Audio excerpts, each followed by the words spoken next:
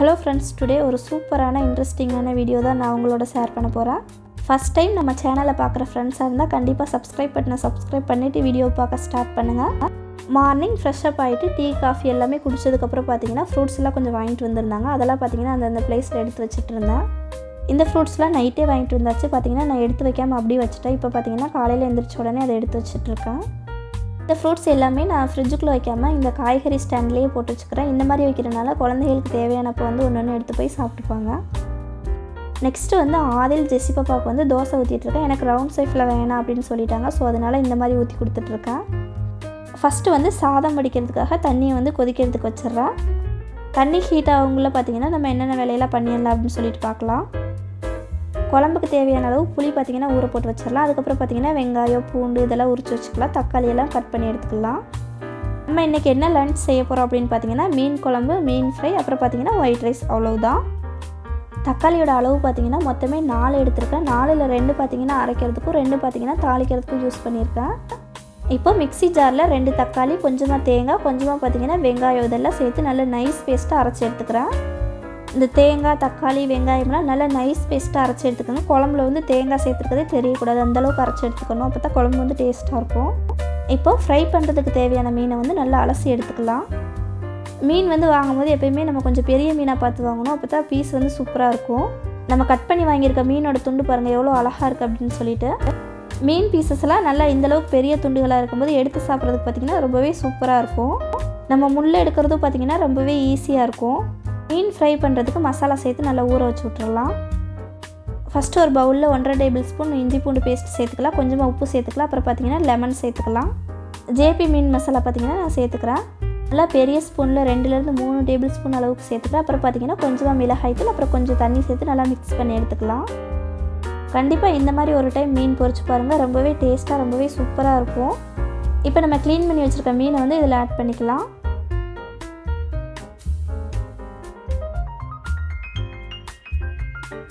இந்த மசாலாவும் இந்த மீனும் பார்த்திங்கன்னா நல்லா எல்லா சைடும் கோட் ஆகணும். அந்தளவுக்கு நல்லா பரட்டி விட்டுக்கலாம். இதை வந்து அப்படியே ஒரு 2 மணி நேரத்துக்கு அப்படியே ரெஸ்ட் விட்டுருங்க, நல்லா ஊறட்டும். ஃபஸ்ட்டு வந்து சூப்பரான டேஸ்ட்டான மீன் குழம்பு எப்படி செய்யலாம் அப்படின்னு சொல்லிட்டு பார்க்கலாம். ஃபஸ்ட்டு வந்து கடாய் ஹீட் ஆனதும் ஆயில் சேர்த்துட்டு வெந்தயம் சேர்த்துக்கலாம். அதுக்கப்புறம் நம்ம உரிச்சு வச்சுருக்க சின்ன வெங்காயம் பூண்டு பச்சை மிளகாயை சேர்த்துக்கலாம். கொஞ்சமாக பார்த்திங்கன்னா கருவேப்பிலையும் சேர்த்துட்டு அதுக்கப்புறம் கொஞ்சம் நேரம் வதக்கி விட்டுட்டு தக்காளியும் சேர்த்துக்கலாம். இந்த தக்காளி பழமும் வெங்காயம் பார்த்திங்கன்னா நல்லா மசிகிற அளவுக்கு நல்லா வதக்கி எடுத்துக்கலாம்.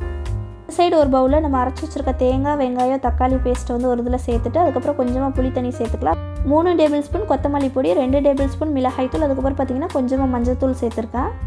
இது எல்லாத்தையும் நல்லா மிக்ஸ் பண்ணி விட்டுட்டு இப்போ வதங்கிட்டு இருக்க தக்காளி வெங்காயத்து கூட பார்த்திங்கன்னா இதை ஊற்றிடலாம். இந்த டைம் உப்பு காரம் புளிப்பு இது எல்லாமே செக் பண்ணிக்கோங்க. மீன் குழம்புக்கு வந்து உப்பு பார்த்திங்கன்னா கொஞ்சம் எப்போயுமே எச்சா இருக்க மாதிரி போடுங்க. மீனில் நம்ம சேர்த்ததுக்கப்புறம் ஈக்குவலாக இருக்கும். ரொம்ப எச்சா சேர்த்துறாதீங்க, ஓரளவுக்கு பார்த்து சேர்த்துக்கோங்க. மீன் போட்டால் கரெக்டாக ஆகிற அளவுக்கு பார்த்து சேர்த்துக்கோங்க. நெக்ஸ்ட்டு மீன் குழம்புல மெயினாக ஒன்று கவனிக்க வேண்டியது பார்த்திங்கன்னா தண்ணி வந்து நம்ம நிறையா சேர்த்து அதை கொதித்து வற்றணும். அப்போ தான் குழம்பு வந்து டேஸ்ட்டாக இருக்கும். என்னோடய குழம்பு பாருங்கள், நான் வைக்கும்போது எந்தளவுக்கு தண்ணியாக இருந்துச்சு, இப்போ பார்த்திங்கன்னா எவ்வளோக்கு திக்காக இருக்குது அப்படின்னு சொல்லிட்டு. இந்தளவுக்கு குழம்பு நல்லா திக்கானதுக்கப்புறம் பார்த்திங்கன்னா நம்ம கழுவி வச்சுருக்க மீனை வந்து இதில் சேர்த்துடலாம். நம்ம கழுவி வச்சுருக்க எல்லா மீனையும் பார்த்திங்கன்னா இதில் சேர்த்துட்டு மூடி போட்டு ஒரு 5 மினிட்ஸ் பார்த்திங்கன்னா சிம்மில் வச்சு கொதிக்க விட்டுருங்க. ஒரு 5 மினிட்ஸ்க்கு பார்த்திங்கன்னா கொதிச்சா போதும், ரொம்ப நேரம் கொதிக்க விட்றாதீங்க. மீன் பார்த்திங்கன்னா உடஞ்சி ஒரு மாதிரி ஆயிரும். மீனெல்லாம் நல்லா வெந்ததுக்கப்புறம் 2 பச்சை மிளகா கொஞ்சமாக கருவேப்பிலை மேலே தூவி விட்டுட்டு ஒரு டைட்டான மூடி போட்டு நல்லா க்ளோஸ் பண்ணி விட்டுருங்க. இந்த பச்சை மிளகாயும் இந்த கருவேப்பிலையோட ஃப்ளேவர் பார்த்திங்கன்னா மீன் குழம்புல இறங்கி ரொம்பவே டேஸ்ட்டாக இருக்கும். இந்த மீன் குழம்பு ரெசிபியை கண்டிப்பாக ட்ரை பண்ணி பாருங்கள். மார்னிங் வாங்கிட்டு வந்த கொய்யாப்பழத்தில் பார்த்திங்கன்னா 2 நல்லா பழுத்ததாக இருந்துச்சு. ஸோ அந்த பழத்தை பார்த்திங்கன்னா அப்படியே கட் பண்ணி கொடுத்தா சாப்பிட மாட்டாங்க அப்படின்னு சொல்லிட்டு பார்த்திங்கன்னா ஜூஸ் போட்டு எடுத்துகிட்டு இருக்கேன் பசங்களுக்கு. ஜூஸ் போட்டு கொடுத்தோம்னா நம்ம பக்கத்தில் உட்காந்து குடிக்க வச்சிடலாம். அதே பழமாக கட் பண்ணி கொடுத்தோம்னா கடிச்சு வேஸ்ட் பண்ணிகிட்டு இருக்குங்க. பொரிக்கிறதுக்கான மீன் பார்த்திங்கன்னா சூப்பராக மசாலாலாம் இறங்கி நல்லா ஊறிடுச்சு. இதை வந்து இப்போ ஆயிலில் போட்டு நல்லா ஃப்ரை பண்ணி எடுத்துக்கலாம். இப்போ நம்ம மசாலா போட்டு வச்சுருக்க மீன் எல்லாத்தையும் பார்த்திங்கன்னா நம்ம பொரிச்சு எடுத்துக்கலாம்.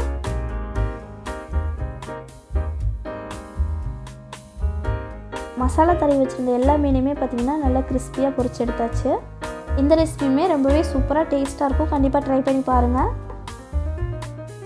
கையோடு பார்த்திங்கன்னா கிச்சனையும் நல்லா க்ளீன் பண்ணி வச்சிட்டோம்னா எல்லா வேலையும் முடிஞ்சிடும். மிக்ஸி கேஸ் ஸ்டவ் அது கீழேயும் பார்த்திங்கன்னா நல்லா டீப்பாக க்ளீன் பண்ணி விட்டுடலாம். இப்போ ஓவரால் பார்த்திங்கன்னா எல்லா வேலையுமே முடிஞ்சிருச்சு. இப்போ நம்மளோட கிச்சன் பாருங்கள், பார்க்குறதுக்கு இந்த மாதிரி தான் இருக்குது.